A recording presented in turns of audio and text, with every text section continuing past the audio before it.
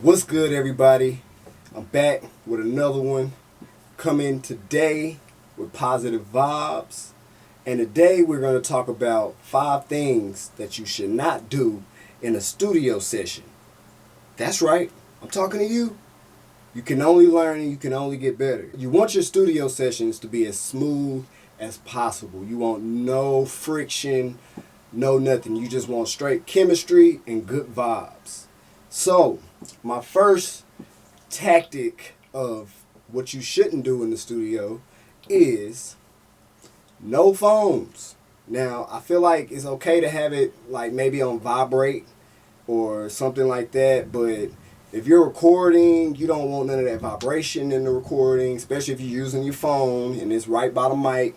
You do not want those vibrations. You don't want it to ring and you killing your verse and then you got to stop because somebody called about some BS, that doesn't even matter, and it pisses you off and it puts you in a whole nother mind state of what are you doing, and that's just, to me, it's a distraction that is not even called for. Most times you're paying for your studio time anyway, so you don't really want to waste your time, because that could be 5 to 10 minutes that, could be used somewhere else. So no phones, for sure. Like I said, you can have them, but like it's your time, but 5 things you don't do in the studio, this is one in my book. The next topic, number 2, don't touch the equipment. Why is this? Because you don't even know what you're doing, It could be the smallest thing. Just, you want to stay all the way away from the compressors and the EQs if they are in the studio. Now, if you're a hands-on type of artist that know what you're doing, this doesn't apply to you.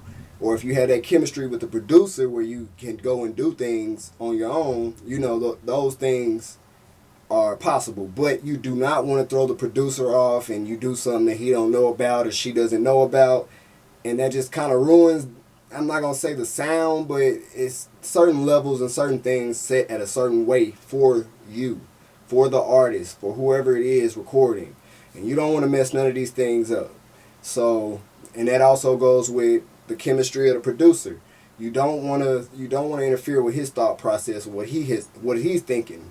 You want to be the artist and you want to let the engineer be the engineer at the end of the day. Point number 3, still on this equipment. You want to keep all drinks, anything that you think could mess your equipment up, you want to keep it away. I actually had an incident. I had a Personas Studio Live 1602 board, and this board was tough. This board had EQ, compression, limiting, live reverb, everything. It was nice. It was very, very, very nice. And I want to blame it on myself because I had coffee on my table. But I had an unexpected artist come in, and he came in real fast, throwing stuff and trying to show me money and things like that. And I got up really quick, and I got up and wasted coffee on my mixer. About a week later, fried on me. A little smoke came from the back, and I knew it was it. I knew it was coming. I was thankful it worked for a week. But it left me mixer less. I didn't have a mixer for a week, so I had to scout new mixers, which now I use the Fader Port 16. It's an automated mixer, integrated into Adobe Audition 2019. So, with saying that, I learned from not having no drinks. You do not need any drinks by your equipment. It could have been anything. It could have been my whole computer. It could have fried it. It could have anything. My hard drive. The most valuable thing I have is my hard drive. You don't want no drinks, no nothing. You don't want to come in and sit the drinks by the producer. You might want to be in tune with them, but you need to sit your drinks to the side. Make sure they on the floor. I'd rather it on the floor than on my equipment at the end of the day. So, yeah, stay away from the equipment and no drinks by the equipment. Okay, so point number 4. No outside people in your session. Now, I say this real humbly because That's really your choice. If you want 12 people behind you while you're recording, or that's your preference. But remember, it's your time that you need to create. And I feel like a lot of too many heads in one place while creating could throw your whole vibe off. For some people, it could encourage them more to do what they're doing, maybe do it harder. It just depends on what type of artist. But in my book, I say no outsiders while you're in your studio session, because it can just throw the whole operation off, and you want to come in there and bomb some stuff. And I'm talking about make some hits, you know what I'm saying? So if you want to make some hits, from my experience, less people, just the chemistry between the producer and the artists that are on the songs. I know some people have big blocks of a lot of artists on songs at times. They come in at different times, but it's very important to have that focus while you do have all these people here. You don't want to be unfocused while you're doing what you're doing, so keep the outsiders out if you can. If you can't, then you just got to kind of live with it and do the best you can at the end of the day, and make the best possible music that you can, whatever that is. My fifth point: don't rush the producer. He is doing anything at his will to make you sound the best. Things happen with computers. Things happen with programs. You have to change things. Don't get set in your ways that you feel like you have to rush the producer.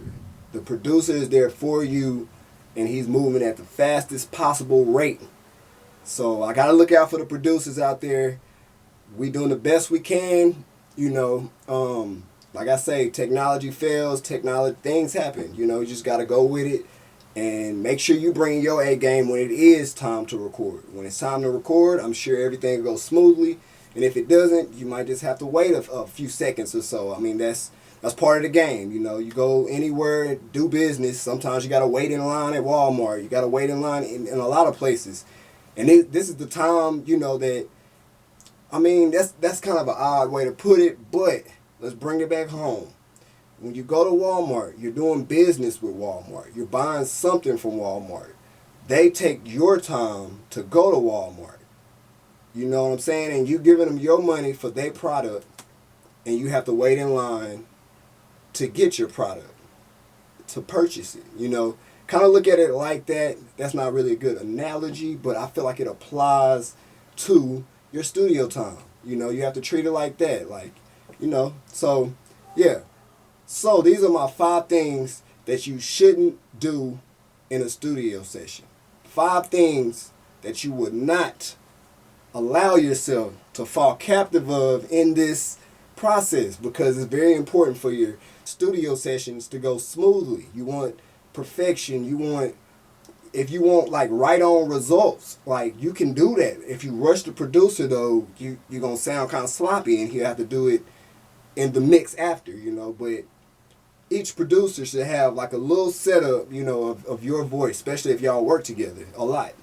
But still, you don't want to rush the producer. He's trying to get the best sound he can while we're recording. We want to get the best possible sound, the process kind of sound. It might not be the final product, but it's definitely a product when it goes out the door that they are happy with, because at the end of the day, the producer's name is on it. And I know how artists can say things about producers, like they mix ain't nothing, they mix is trash. I've heard a lot of things, my voice sound like I'm on the phone. Like I've heard things that, that all these things I'm saying do not do. And that's kind of why recordings come out, because they're rushing the producer, and they're on the phone, and they're touching the equipment, and they're, leaned out. And it's cool, do what you do. Just make sure you're not rushing the producer, because I guarantee the producer is not rushing you.